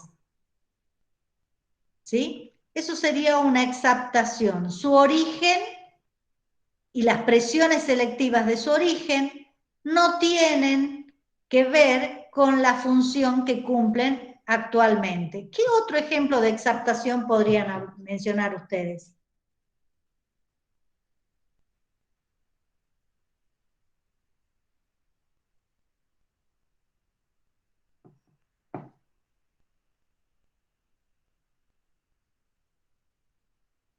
Piensen, piensen, tantas diver que han hecho o que están haciendo.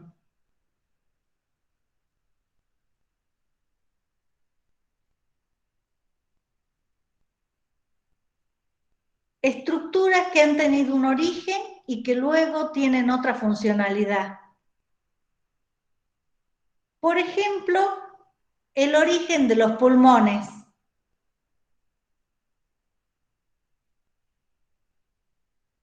¿Sí?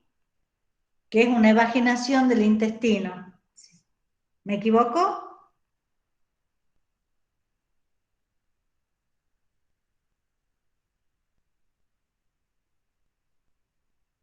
¿Cómo se piensa? ¿Qué función se piensa que tenían esas estructuras originalmente digestivas? Se piensa de que originalmente tenían funciones de regulación para que los peces puedan flotar en la columna de agua. Exactamente, está asociada con la flotación como vejigas, ¿no es cierto? Natatorias. Como vejigas, sí. Exactamente. Esa es una explicación, ¿no? Y que secundariamente, ante determinadas condiciones, tal vez la presión selectiva llevó a que se usaran como reservas de oxígeno. ¿No es así? Si digo macanas, corríjanme, no tengo ningún problema, ¿no? Estoy esperando además que me corrijan y que me hagan aprender o recordar lo que me olvidé. Profe, ¿Sí? también puede ser un ejemplo de exaptación es la presencia de espinas en los cactus. Ajá, a ver. ¿Cómo lo explicarías? A ver, una reducción del área foliar evitaría una mayor evapotranspiración de las plantas. Bueno, si lo Entonces, miramos... esa característica perduró. Exactamente, fíjense que las hojas tienen función fotosintética en la mayoría, y se piensa que su origen está relacionado a eso, con ampliar el área o la superficie de contacto con la luz, ¿no es así? y facilitar y aumentar el área fotosintetizante. Bueno, en el caso de los cactus, esa estructura que tiene un origen, modifica sustancialmente ese origen y tiene otra función.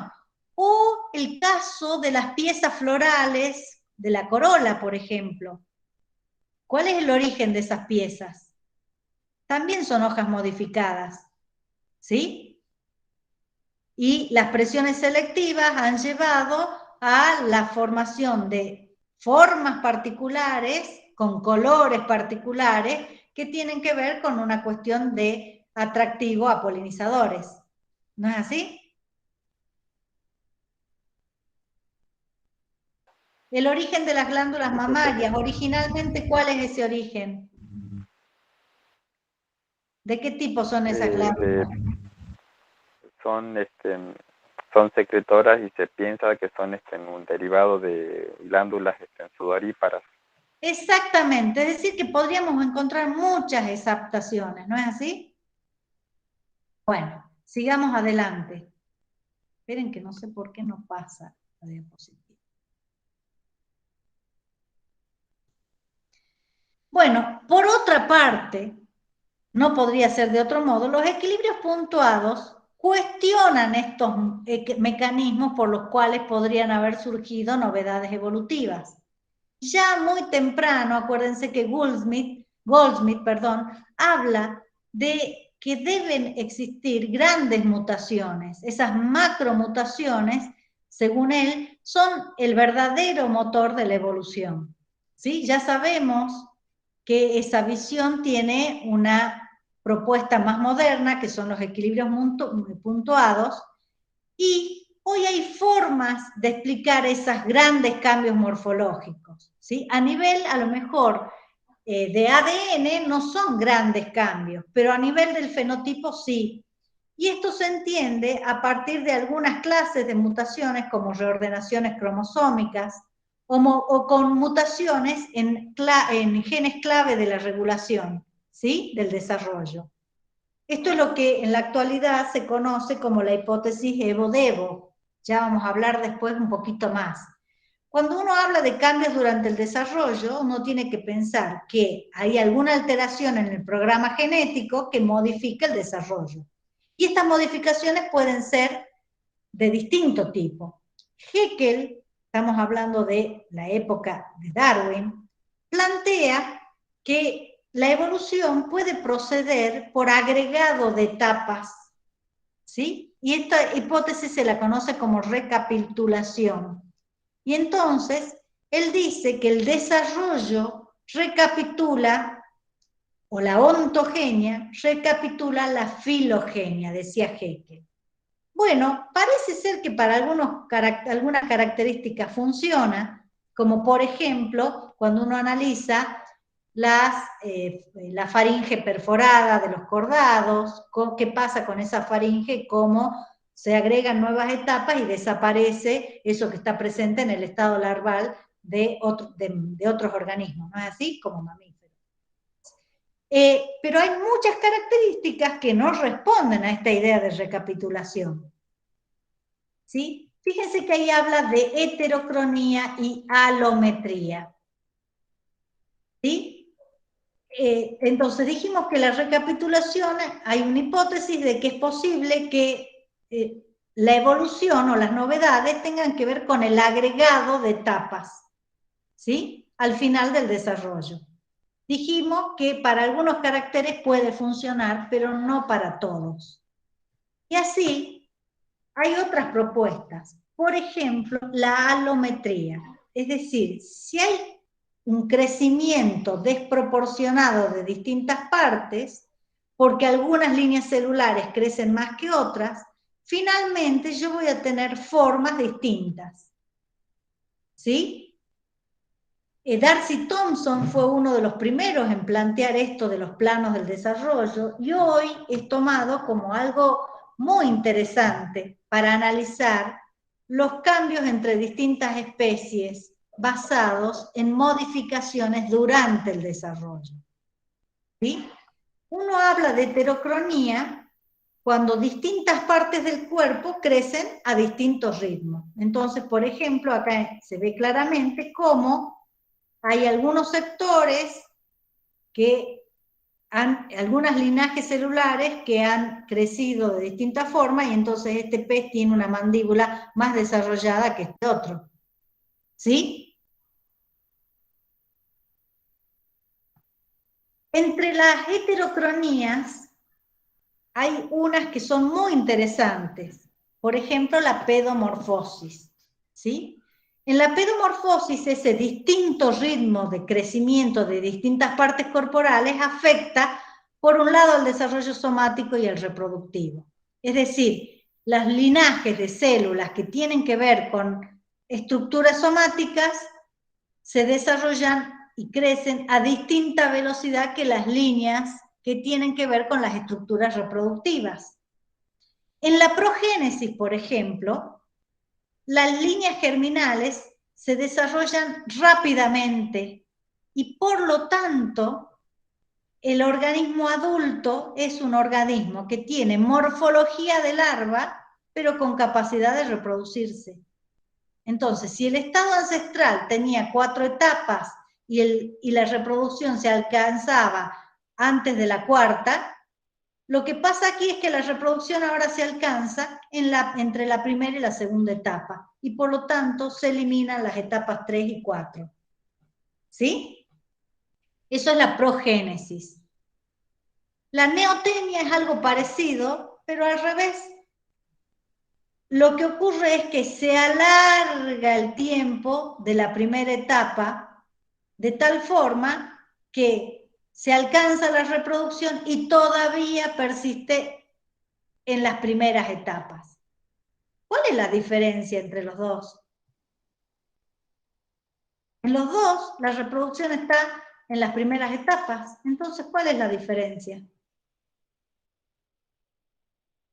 En una se adelantó el potencial o el desarrollo reproductivo, y en otro se retrasó el desarrollo corporal.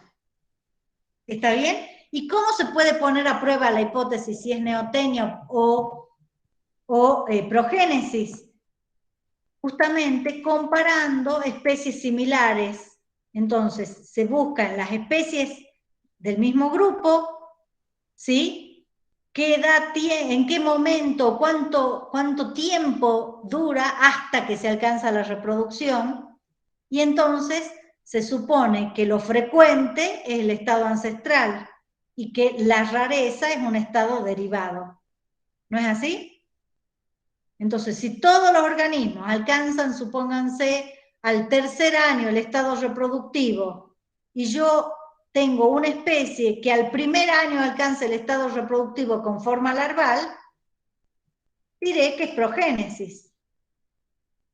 Si ese organismo alcanza el estado reproductivo al mismo tiempo que todos sus parientes, más o menos a los 4 años, pero tiene estado larval, ¿qué voy a decir? Que es neotenia, que se sostuvo o que se detuvo el desarrollo del soma, mientras que avanzaba el desarrollo de las líneas reproductoras, de células que tienen que ver con la reproducción. ¿Se entiende? Bueno, para que tengan una idea, Gould plantea que el hombre, con su capacidad intelectual asociada a un cerebro muy desarrollado y a un tiempo de aprendizaje muy largo, el hombre ha evolucionado como un estado de neotenia de especies ancestrales.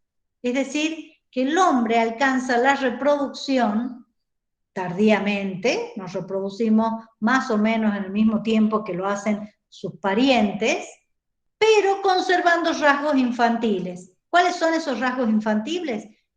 La cabeza redondeada, un cerebro grande que sigue creciendo, ¿sí? Ustedes saben que cuando se detiene el crecimiento ya el cerebro no crece más. Bueno, esto ha permitido que el cerebro de la línea de los homínidos crezca más tiempo, ¿sí? Hay un artículo muy interesante de Gould que compara el desarrollo del humano y la evolución del humano con la evolución de los dibujos de Disney en referencia a Mickey, cómo eran los primeros dibujos y cómo a lo largo del tiempo Disney fue haciendo dibujos cada vez con rasgos más infantiles. Cabecita más redondeada, hocico menos puntiagudo, ojos más grandes y redondos. ¿Alguno ha visto al Mickey de los primeros dibujos? Sí, creo que vi una imagen en blanco y negro y es muy diferente, digamos. Es muy diferente y es más o menos atractivo que el ratoncito Mickey. Menos, que da miedo más o menos. Exactamente. Tiene la cara como más perfilada. Exactamente, son caracteres más infantiles los del Mickey, ¿sí? Y él dice que esos caracteres infantiles en los humanos a nosotros nos generan una emocionalidad distinta. Y obviamente, ¿qué animales nos llaman la atención? Aquellos con esos rasgos más parecidos a los de los infantiles humanos. Bueno, él dice que la evolución del dibujo, es una analogía, por supuesto, del dibujo del ratón Mickey, es más o menos lo que ha pasado en la evolución de los homínidos hacia el hombre. Se ha ido infantilizando, ¿sí? Y que esto obedece a un retraso en el desarrollo del soma, en un estado de neotenia. ¿Sí? Vi ahí comentarios, pero los vi tan rápido que no sé qué decían. A ver, bueno, que el Mickey viejo es más rata. Y Emanuel, supongo que quiere decir por Dios, por D. ¿Qué quiere decir Emanuel? Es una carita de risa, Pepe. Claro, si lo mira de costado. Ahora, imagínense, bueno, voy a tener que evolucionar a poder mirar de otra forma. Ahora sí, a la carita de risa le veía con los dos puntitos y la D, pero podría haber sido por Dios también una exclamación. Yo pensé que era eso, que era un asombro. Bueno, asombro, risa, vienen bien cualquiera de los dos, ¿sí? Bueno, entonces, lo que dice Gould no es novedoso. Ya Garstan en 1922 decía que la ontogenia, es decir, el desarrollo, no repite la evolución, sino que la crea. ¿Qué quiere decir esto? Que los cambios genéticos que afectan al desarrollo, Garstan no estaba en condiciones de hablar mucho de genética, imagínense 1922, pero tenía algo en su intuición que le decía que esos cambios en el desarrollo precedían a la ontogenia, sino que esos cambios en el desarrollo, ¿sí? La ontogenia los está generando modificaciones morfológicas. ¿Por qué? Porque los cambios ocurren en ese programa del desarrollo, ¿sí? Y en la actualidad la hipótesis modificada, con mucha evidencia científica, es evo-devo, es decir, que la evolución de muchas novedades evolutivas está relacionada con genes que afectan al desarrollo, que se expresan en distintos momentos y en distintos tejidos, entonces pueden dar lugar a grandes diferencias genéticas. Uno de estos temas van a desarrollar más después del parcial en esas clases que tenemos en el medio. ¿Sí? Fíjense que Waddington, ya hemos hablado de la canalización del desarrollo hace un rato, decía que si el desarrollo quedaba canalizado, el fenotipo no cambiaba. Bueno, ahora lo miremos desde otro lado. Tenemos un paisaje como el de Wright, pero epigenético, ¿sí? También vamos a hablar más adelante de epigenética. En ese paisaje, las zonas más estables, a diferencia del modelo de Wright, que los valles eran zonas de extinción, acá son zonas estables. ¿Qué quiere decir? Que si se lanza una pelotita en este paisaje, ¿dónde va a terminar? En alguno de estas depresiones, ¿sí? Esas depresiones serían los atractores del fenotipo, es decir, los fenotipos estables posibles. todo lo otro es inestable y se va a perder. Entonces, si el cambio genético me lleve a que la pelotita quede en este lugar, pueden ver a ver, voy a ampliar. Quede en este lugar, ¿qué va a hacer la selección canalizadora? ¿Hacia dónde lo va a llevar? Si está por acá la pelotita. Al valle más cercano, que es una cuestión de gravedad, atrae ese fenotipo porque es más estable. Entonces, aunque haya cambios, rápidamente la selección lo canaliza hacia este fenotipo. Cualquier cambio que me lleve acá, o acá, o acá, o acá, o acá, me lo canaliza en este fenotipo. Ahora, si hay un cambio sustancial y lo lleva a este punto, lo va a canalizar en este fenotipo. ¿Se entiende? Entonces, fíjense que lo que están planteando es que el desarrollo tiene una amplia posibilidad de fenotipos, que los cambios genéticos pueden afectar a esos fenotipos, pero que hay algunos que son estables, serían estos canales, ¿sí? Entonces, el desarrollo queda canalizado en estos estados. No cualquier estado es posible. Pequeñas variaciones lo llevan siempre al mismo canal. ¿Sí? Ahora, si la variación es tal que me hace saltar a este sector, la bolillita viajó tan rápido que cayó por acá, ahora tengo un nuevo estado de fenotipo posible. ¿Sí? Por eso es que plantean que no todos los fenotipos son posibles, ¿sí? Por ejemplo, existen moscas de la fruta que en vez de patas tienen alas en ese segmento del tórax, ¿sí? Entonces tenemos más alas de las que debería haber. Es una mutación que afectó al desarrollo. Ahora, no hay una mutación que produzca, a ver, ¿qué puede ser? En vez de alas, que produzca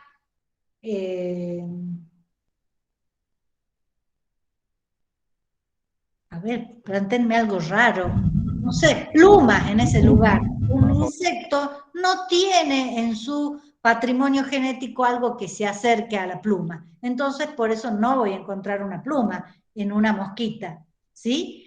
Pero sí es posible que un pequeño cambio en el desarrollo haga que ese apéndice par, en vez de transformarse en una pata, se transformó en un ala, y hay casos viceversa, antenas, Antenapedia, por ejemplo, ¿se acuerdan de esos mutantes? Bueno, de esto se trataría la canalización del desarrollo. Entonces, estas limitaciones son como constricciones en el desarrollo y ponen un límite a la cantidad de fenotipos. ¿Sí? No todos los fenotipos son posibles y algunos fenotipos son más estables que otros. Por lo tanto, esto va a estar, podríamos decir, influyendo en las posibilidades de evolución futura. Para que tengan una idea, la diversidad morfológica de los animales, y las plantas también, por su propio lado, tienen un sistema muy reducido de sistemas de genes que son los que, expresándose en distinta cantidad, en diferente lugar y en diferente momento, dan lugar a la gran diversidad de formas. Por eso se lo llama la caja de herramientas genéticas. Esos sistemas genéticos, como los genes Hox, son el recurso evolutivo que se ha repetido una y otra vez en la construcción de las morfologías corporales de los animales, el caso de los genes Hox, de las plantas, los genes MAD. ¿Se acuerdan que mencionaron la vez pasada? Bueno, estas variaciones, ¿sí?, determinan la generación de importantes novedades morfológicas, ¿sí? Y entonces, una vez que se generan estructuras novedosas, es posible que la selección las afine y genere una exaptación, ¿sí? Se habla del reclutamiento genético, por ejemplo, cuando ustedes saben que la regulación puede haber un gen regulador aguas arriba que regula una serie de reacciones más abajo, ¿sí? Y todo esto entonces, estos sistemas de señalización celular pueden terminar en fenotipos muy distintos, ¿sí? Para que tengan una idea, las proteínas que tienen que ver con el desarrollo del hueso son factores de crecimiento que no solo participan en el desarrollo y génesis del hueso, también participan en la determinación del área ventral de los vertebrados, en la determinación del área dorsal del tubo nervioso, en el origen de la cresta neural. Son las mismas proteínas las que canalizan este tipo de acciones durante el desarrollo. ¿Sí? Los genes OX son los que organizan el patrón de diferenciación de cabeza a cola, o antero-posterior, o próximo-distal en los vertebrados. ¿Sí? Y esos genes se activan muy temprano en el desarrollo, pero si no se activan, también van a dar modificación morfológica. ¿Sí? Lo importante es que es un número reducido. Es decir, hoy se sabe que muchas de las características de insectos, de vertebrados o de otros organismos animales tienen que ver con modificaciones de los mismos genes, que se han duplicado y que han adquirido diferente momento de expresión. ¿Sí?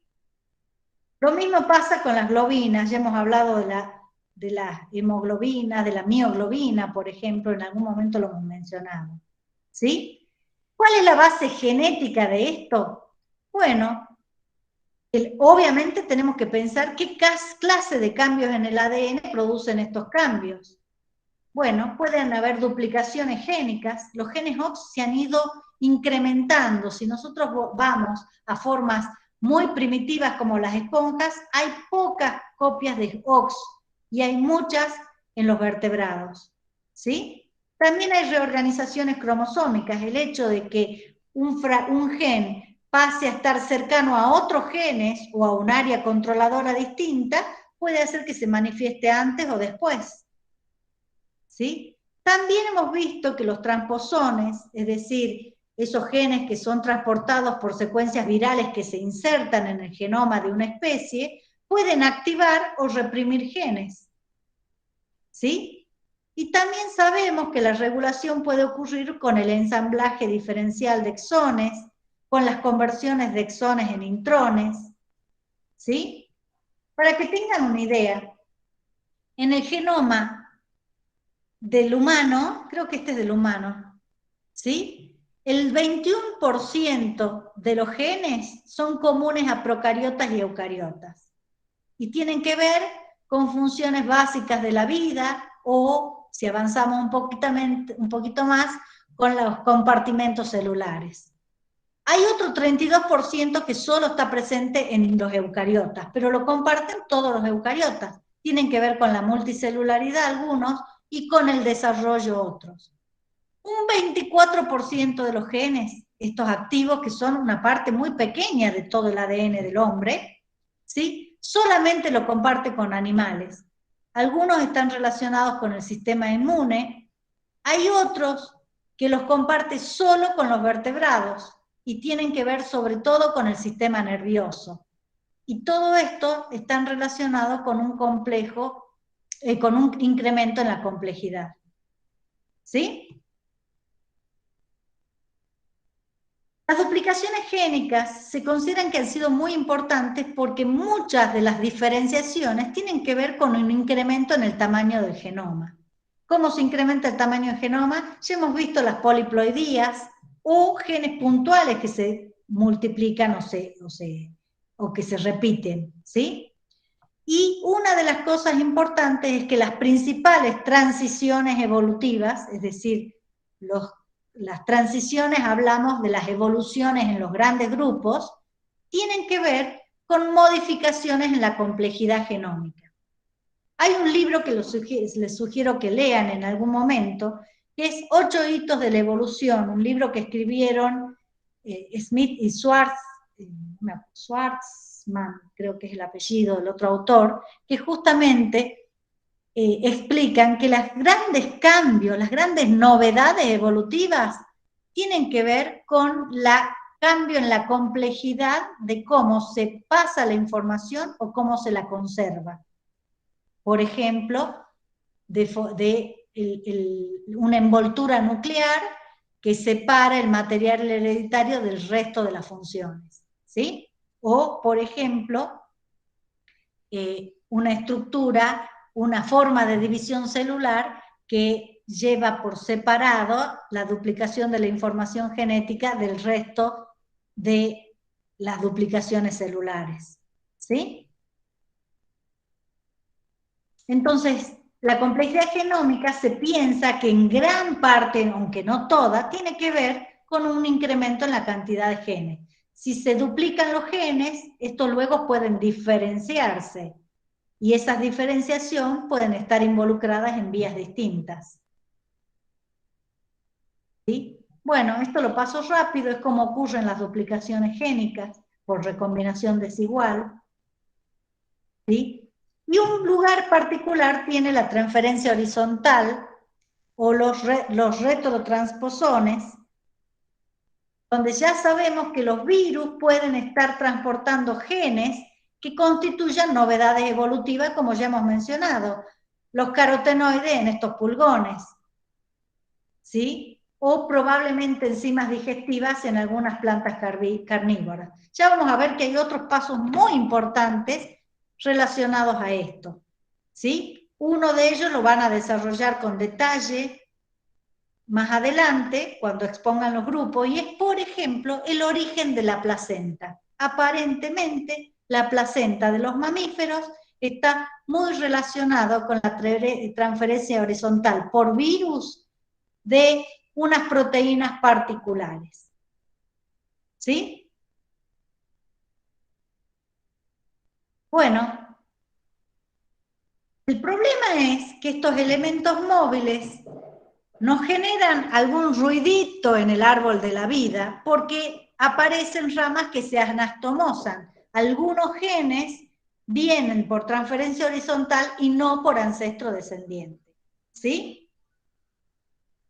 Así que la verdad que tenemos mucha información en los últimos, diría yo, 20 años. Ha cambiado bastante el panorama de la reconstrucción de los árboles evolutivos, pero esto no implica que no siga siendo importante que el fondo genético general no siga un patrón de descendencia de padres, de especies padres o ancestros a descendientes. Y solo una porción menor en los genomas podría ser explicado por esas transferencias horizontales.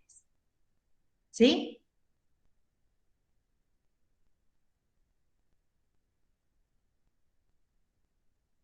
Bueno, miren acá otro ejemplo de transferencia horizontal. Este molusco, ¿sí? Produce su propio alimento porque realiza fotosíntesis, y esto lo puede hacer porque cuando consume las algas no se dañan los cloroplastos, los conserva y estos cloroplastos pueden seguir fotosintetizando. Pero bueno, hasta ahí uno podría pensar que es una consecuencia indirecta. Lo interesante es que muchos de los genes de la alga se han integrado al genoma, ¿sí?, del propio molusco. Lo mismo que pasó en algún momento con los genes de esos procariontes que formaron las mitocondrias. Muchas de las actividades de la mitocondria, los genes, ya saben ustedes que están integrados al núcleo. No todos, pero muchos. Bueno, tenemos algo parecido. ¿Sí? Bueno, yo rápidamente paso eso porque creo que son las 11 y al final solamente les hablé de novedades. ¿Sí?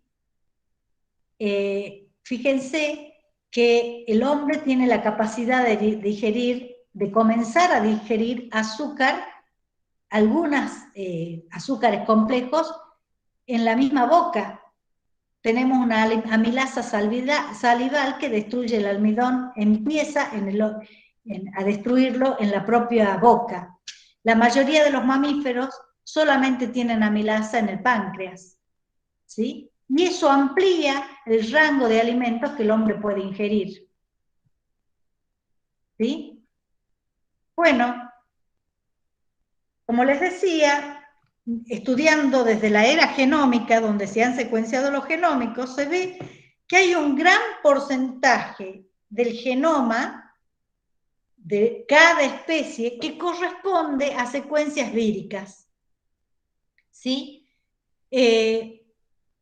Entonces, esto está mostrando que es importantísimo en la incorporación o en la expresión de algunos caracteres, la presencia de genes que provienen desde otras especies, ¿sí?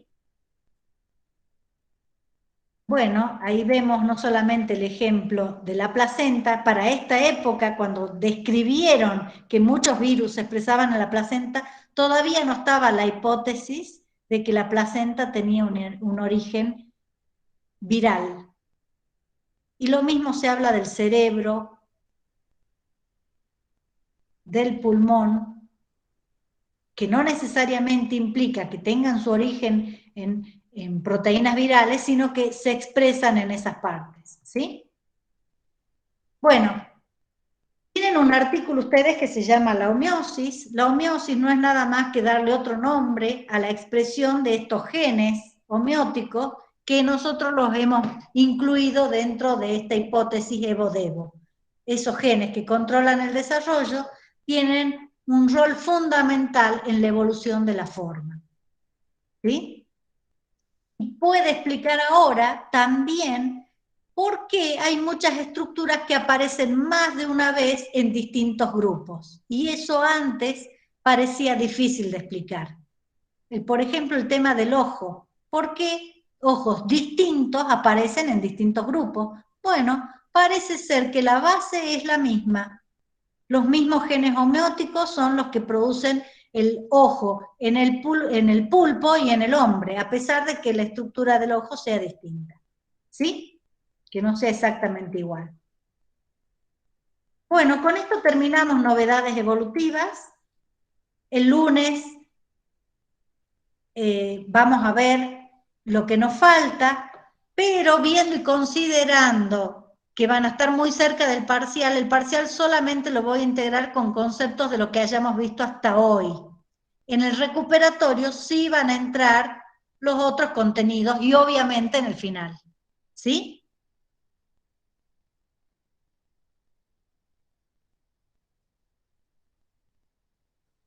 Preguntas, chicos, mientras dejo de grabar para ir cerrando.